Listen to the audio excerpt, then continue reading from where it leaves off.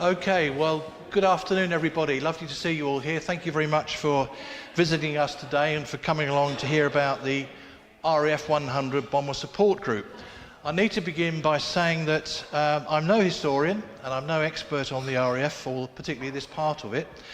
I've gathered information from a range of online and other sources, especially the book by Martin Bowman, 100 Bomber Support, which you can see up in the chancer here later.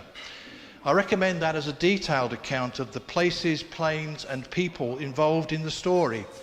And I'll also refer to a few websites where more information can be found. I've also selected a few images and other information for the display up here. I'm aiming to give you an overview of the group and a few deeper dives into aspects which I think are especially interesting. So where to begin? Well, I think the group badge is a good place to start. The motto is Confound and Destroy, and a profile of the Gorgon Medusa is at the centre. As you may know, Medusa is from Greek mythology, and she could turn anyone looking at her to stone. She symbolises a number of ideas, including protection, power, a dangerous destructive force, sometimes seen as a symbol of overcoming trauma and reclaiming power. So what was the group about?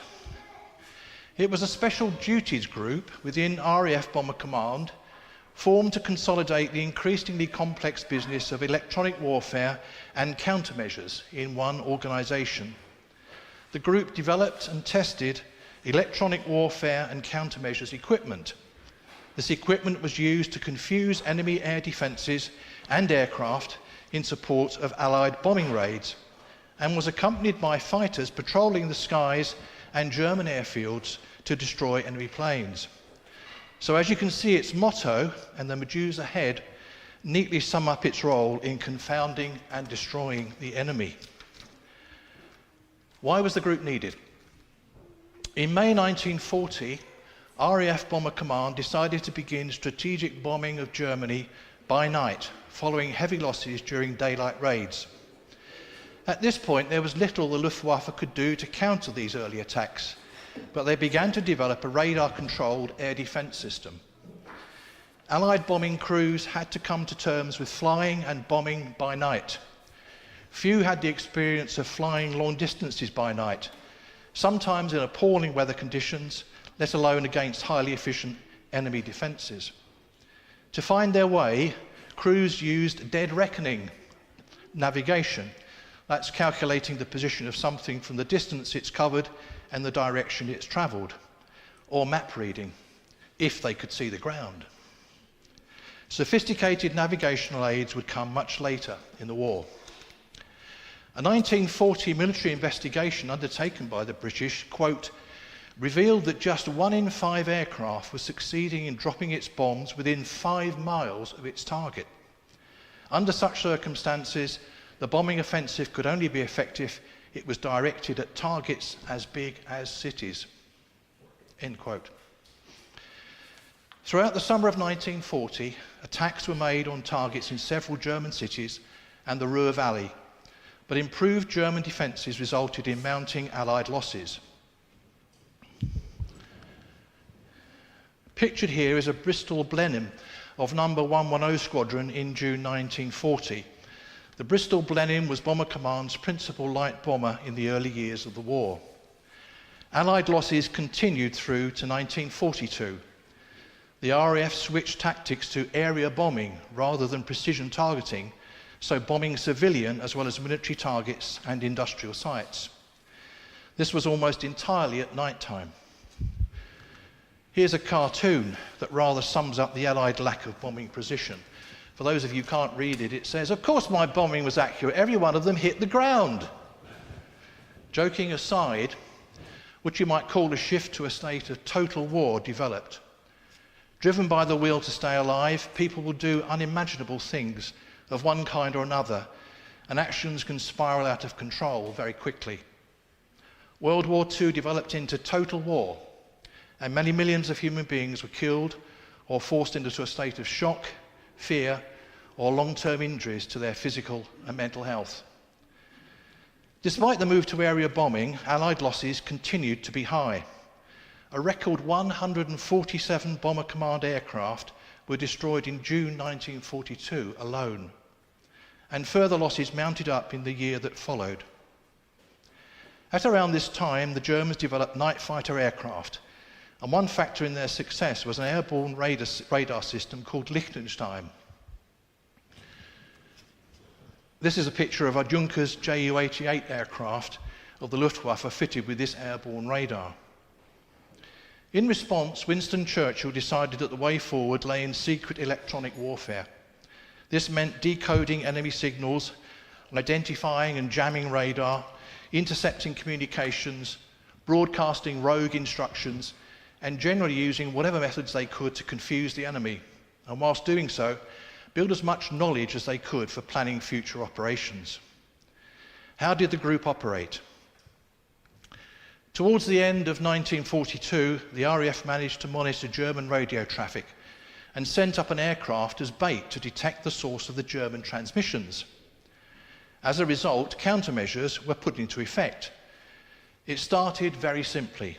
Strips of black paper with aluminium foil stuck to one side were dropped by aircraft in bundles of 1,000, released at 1 minute intervals. This window, as it was called, we now refer to it as chaff, reflected the German radio waves and disrupted the information they received. The period that followed became known as the Battle of the Beams, as other radio countermeasures devices were developed. Between 1944 to 45, RAF night bomber raids had support from 100 bomber support squadrons, using a range of electronic countermeasures. Some would drop window, others would gather electrical intelligence, some would jam German ground control, others would jam anti-aircraft or flak guns. During 100 Group's existence, over 32 different devices were evaluated and used. Specially equipped aircraft would fly in the bomber stream with equipment which had a range of fascinating names, as you can see here. Jammers, airborne cigar, jostle, mandrel, airborne grocer, pipe rack, carpet, homers called Perfectos, Serrate and Lucero, and a spoofer called Corona.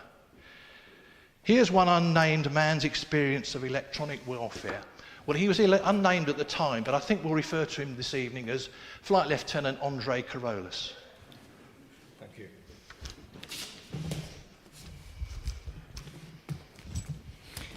Upon arrival, the first thing was a few days' introduction to the equipment we were to operate.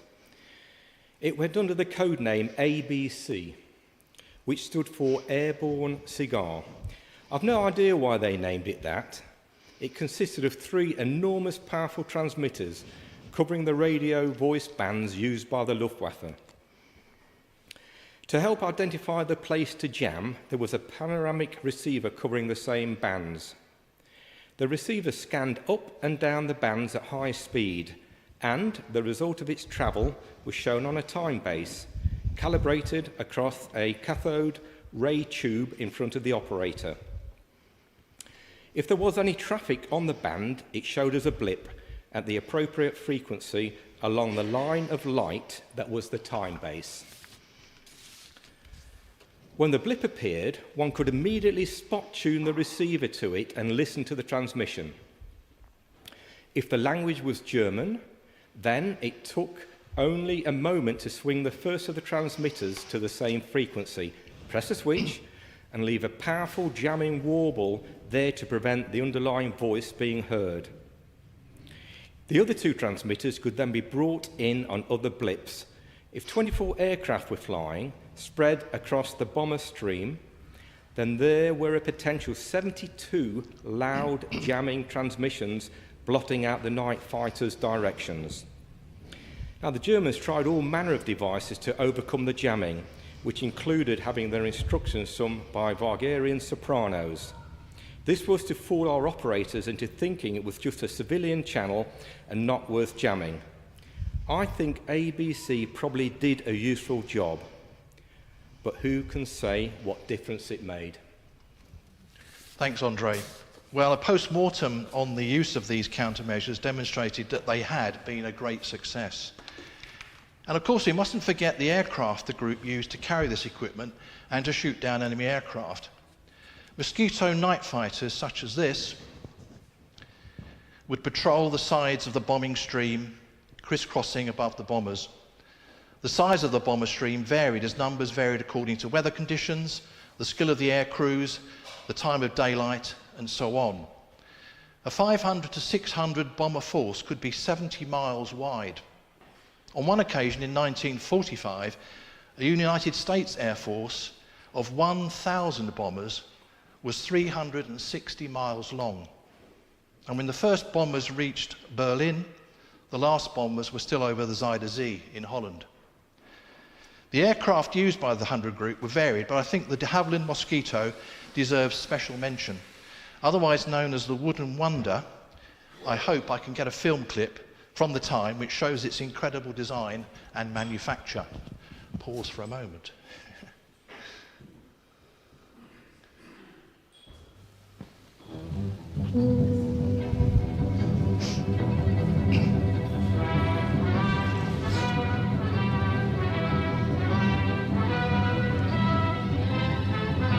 Drawings of the design of this now famous bomber and fighter were not begun until after this war started. But in the record time of 22 months from then, the Mosquito was taking part in operations against the enemy. Deep in the heart of the Reich and occupied countries, the Mosquito was bringing the war right home to Nazis.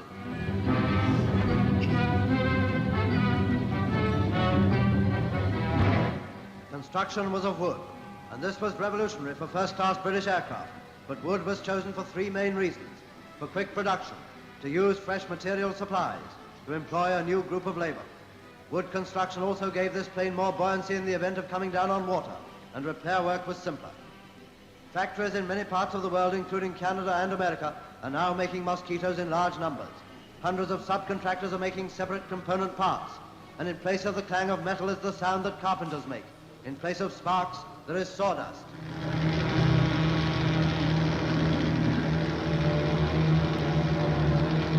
Thousands of men whose peacetime job was making beds and chairs are now workers in aircraft production. Thousands of women, too, are working all out on the world's fastest warplane and singing trees.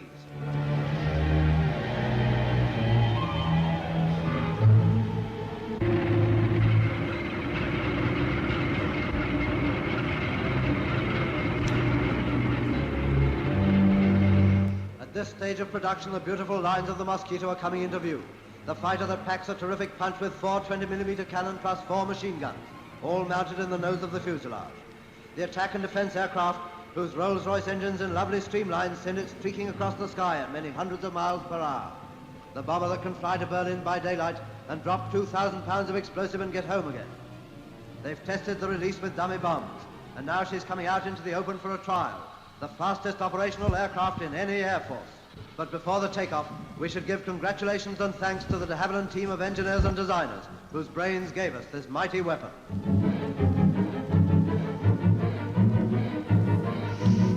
They're bombing up with a real bomb load now for test purposes. And here it is interesting to look back upon the ancestors of the Mosquito. In the days of peace, the record-breaking pilots C.W.A. Scott and Campbell Black flew to Australia in 71 hours. The plane that carried them on this world record flight was a Comet. The present-day Mosquito is the direct descendant of this peacetime plane, which answers the question we used to ask: are record flights worthwhile? So, back to the wartime model. This is a thing of beauty in the skies of Britain. Above Germany, a sight to dread. No doubt Goering and Goebbels have bad dreams about it every time they're due to broadcast.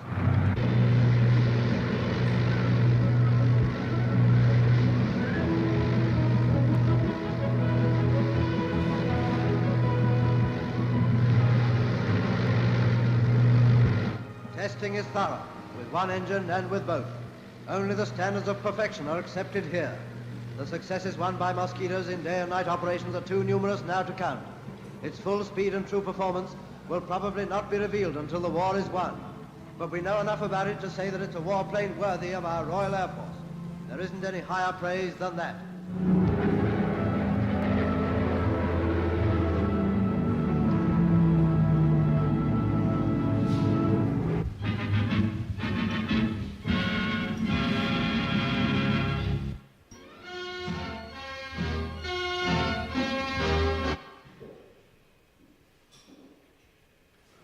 members go and want British news. I hope you agree that was a wonderful sight. I think I'm right in saying there's something like 3 mosquitoes that have been reconstructed across the world at the moment. There is a project called the People's Mosquito. There's a leaflet up on the table up here which is seeking to make one in this country, but I think the others are in New Zealand and America. As good as I suppose the airframe design, I think the other thing that's a marvel is the engine. If anyone knows the Merlin engine, it's that sound you get when a Spitfire flies over. Absolutely magical. It's the same engine in the Mosquito. Here's a picture of one that's at the City of Norwich Aviation Museum. A wonder of engineering of its time, I think. So, when was the 100 Bomber Support Group operational? You probably won't be able to see a lot of the detail on this, but it is available on the screens up in the chancel. The timeline here gives some key dates on the formation and development of the group. The group, originally named Special Duties, was formed in November 1943 at Radlett, Hertfordshire, so about a year after the beginnings of the development of the countermeasures that I've talked about.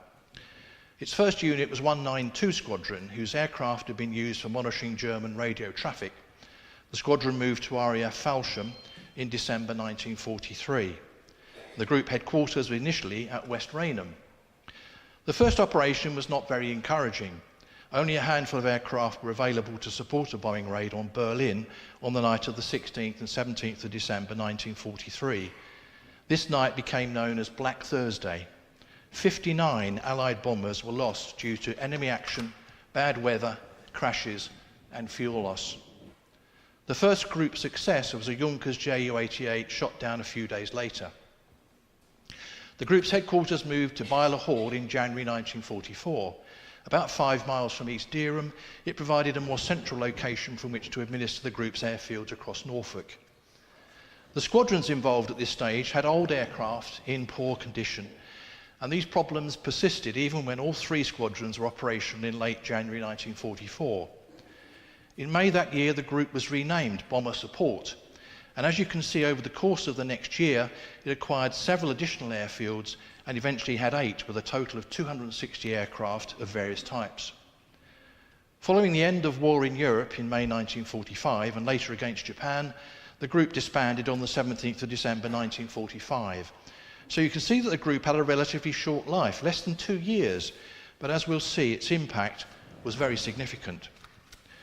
Where was the group based?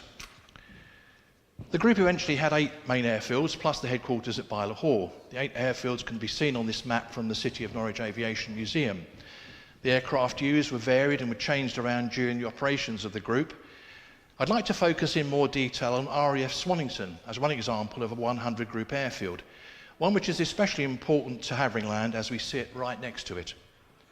Havringland Hall and its surrounding parkland was taken over in 1942 by the Air Ministry to establish Swannington Airfield, known locally as Havringland Airfield, in which parish most of it lay. So what was the impact of this new airfield? Some of you will have heard of John or Jack Kett, the former lay preacher here and head teacher at Corston Primary School.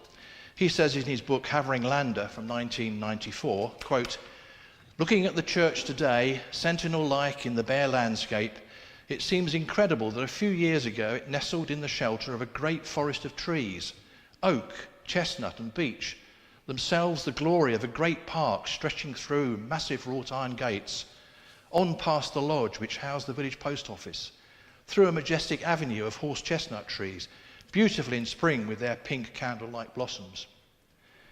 A wall of some miles in length encompassed the whole. Further afield, deep hollows by the wayside concealed a wealth of primroses, while a group of pine and spreading woodland continued far outside the boundary walls. All of this was levelled to the ground as an aerodrome took shape. A gap of a mile was torn in the wall. The lodge gates were removed and the lodge itself blown up without ceremony. As runways crossed and recrossed the greenwood, each primrose hollow was obliterated with rubble brought by countless lorries from local gravel pits. The trees were carried off in mournful procession. The hall survived for a time, useful for billeting the flying men. The contract to build the airfield was worth over £880,000.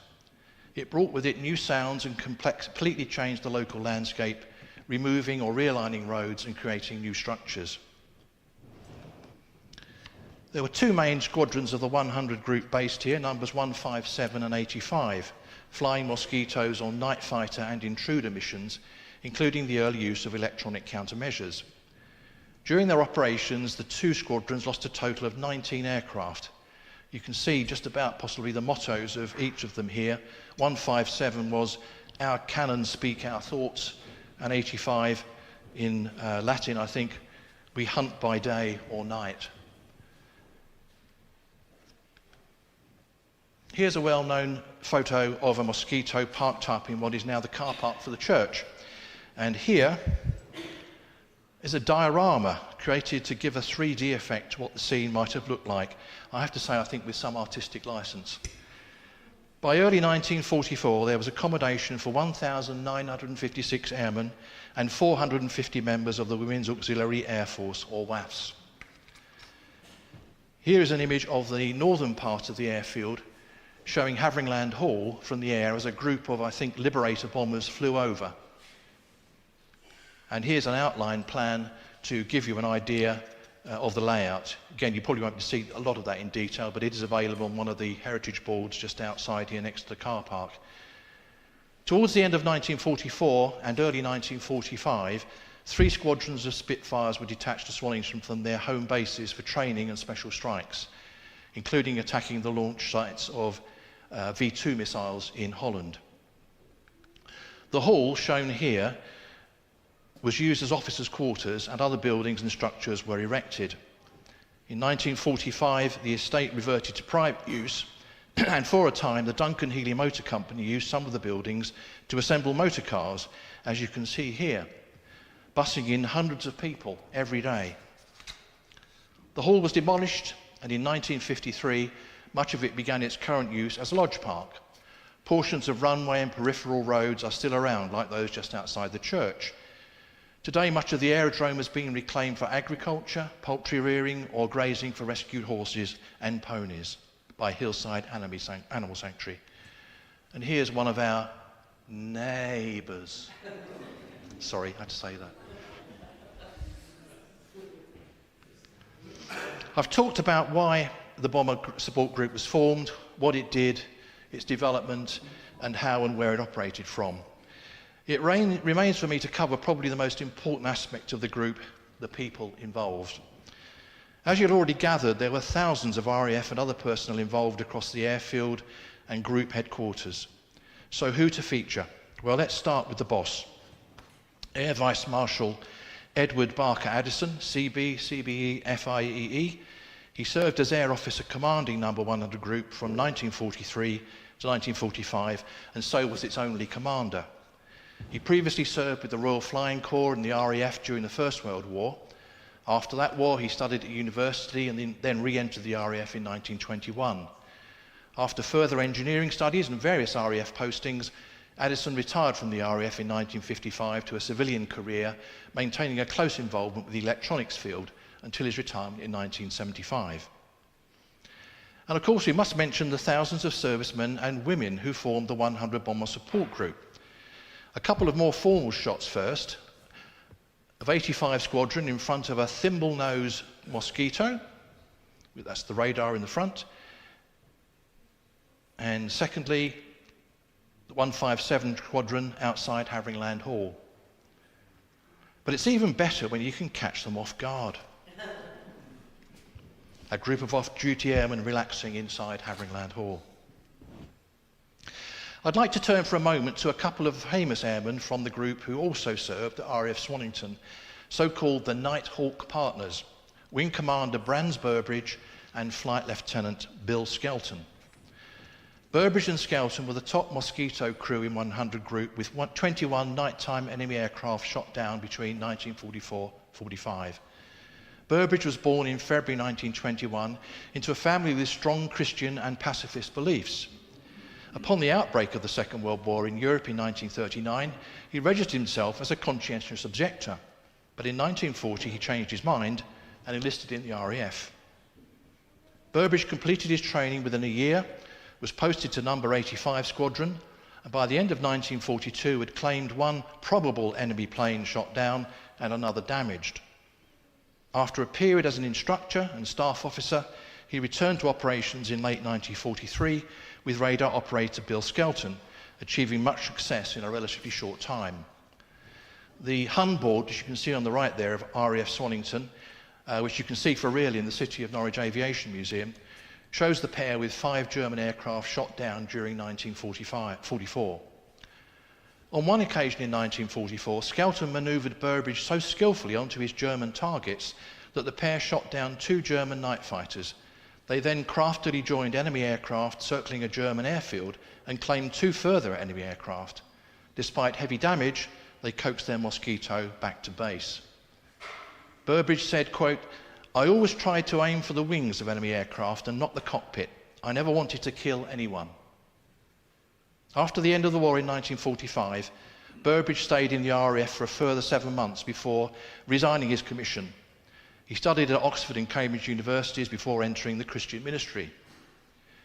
In February 2013, Burbridge's family reported that he was suffering from Alzheimer's disease, and they were considering selling his medals and wartime memorabilia to fund his private care home.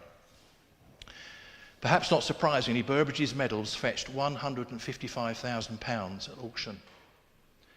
Skelton's brilliance with airborne radar over Britain and Germany was recognised with the awards of a DFC and bar and a DSO and bar. The citations of both Skelton and Burbridge referred to them setting, quotes, "an unsurpassed example of outstanding keenness and devotion to duty." And what about the unsung or less mentioned heroes and heroines of the group? Here's a photo of a group responsible for parachute and dinghy packing at RAF Swannington. And what was daily life like at one of the group's airfields? This is what one member of the Women's Auxiliary Air Force reported on her experience at RAF Falsham. The tannoy blared. This was the loudspeaker system throughout the base camp. It was 5 a.m. Time to get up. This was the life I was going to have with 462 Squadron, 100 Group Bomber Command at Falsham Aerodrome in East Anglia. Cold? I don't think I ever was so cold. We rushed to the ablutions, the toilets, washrooms, call them what you like. The room consisted of a long row of wash basins against one wall, toilets along the other. Thank goodness there was hot water. We hurriedly wash and clean our teeth. 45 minutes to do everything. Get dressed in full uniform, make beds according to regulations, be ready for inspection and drill square. The beds, metal cots, had 3 pads used for the mattress called biscuits, 2 sheets, a pillow, 4 dark grey blankets which were wool, thick, heavy, not very warm. The bed had to be stripped every morning and made up perfectly. But not the way an ordinary one would be done. Oh no, too simple.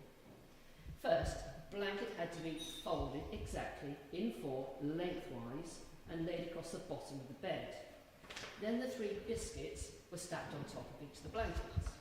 The corners of the biscuits had to match perfectly before the 3 blankets were folded in 4 perfectly, then folded in 3s and laid on top of the biscuits, and then the sheets folded the same way, then the pillow.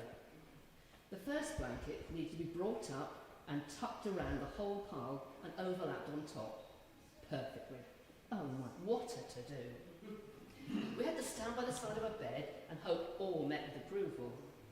Woe betide you if you got a demerit, which of course at the beginning happened to many of us. It was a mark against the whole hut. There would be a lot of competition between the huts. Ours was C hut. The first day we were issued with our uniforms. The underwear, oh my. I wonder how the modern generation would think about those. Air Force issue. It really was terrible, but of course we wore it because we had to. We got very few clothing coupons while we were in the service to buy anything else. It was considered unnecessary.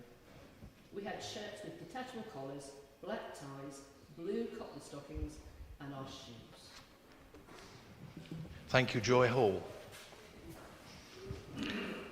What was the outcome of 100 Bomber Support Group's operations? Well, perhaps the best compliment can come from your enemy. Here's what Luftwaffe General Adolf Galland said. The combination of the Pathfinder's operations, the activities of the number 100 group, the British advantage in radar, jamming and window techniques, combined with intelligent attacking tactics, as well as the discipline and bravery of our RAF crews, have been remarkable. We had severe problems in trying to defend Germany in the air.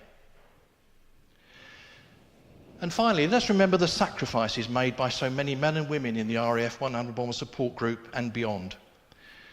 Some of you will know we have 2 Commonwealth war graves in our churchyard here, which mark the graves of 2 former 100 Group servicemen.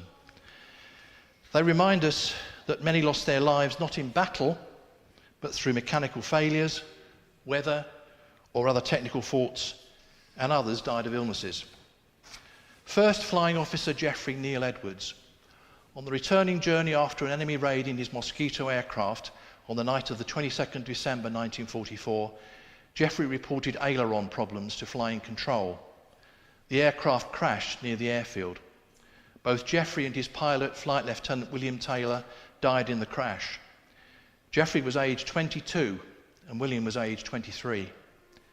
Geoffrey was named in dispatches on the 5th of February 1944 for his bravery. Second, Corporal Cecil Albert Mace. Cecil enlisted with the Royal Air Force Volunteer Reserve and was posted to RAF Swannington. Leading aircraftman Mace was a driver with 274 Maintenance Unit. He died of an illness in the Norfolk and Norwich Hospital on the 23rd of August 1947 at the age of 40. So some time after the war had ended and as RAF Swannington was being decommissioned. To conclude, we have a wonderful painting by Rory Kent, Haringland Homecoming, which some of you may have. I have one of the prints on my wall at home. I'd like to say thank you to the many sites and places that have provided information or images, especially our own local historian Lorna Wilson and the work she has put into the Haringland Chronicles website and our Heritage Hub, both places where you can find out more about the RAF 100 Bomber Support Group, RAF Swannington, and so much more about local history. Thanks also to the lottery players and the National Lottery Heritage Fund for their financial support for our project. I'd also like to draw your attention to the series of trail leaflets in the welcome area which have been produced by Broadland and South Norfolk Councils to mark the Friendly Invasion Festival. There's a picture of one of them on the left here. Our event today forms part of this, and we're grateful and proud that Haringland has its own leaflet alongside 4 other locations. Finally, thank you for joining us this afternoon. I hope you'll enjoy the evening and you'll come and see me at the bar. Thank you.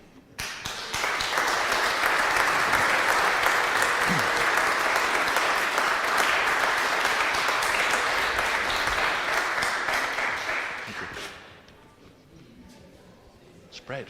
I'll just tell you the next step will be our 40s band. They've literally just arrived. We're going to need about half an hour, 45 minutes or so to set up. They'll be playing from here, so we're going to reorganise this slightly. So please, refreshments, teas, coffees at the back and so on. And some military vehicles outside.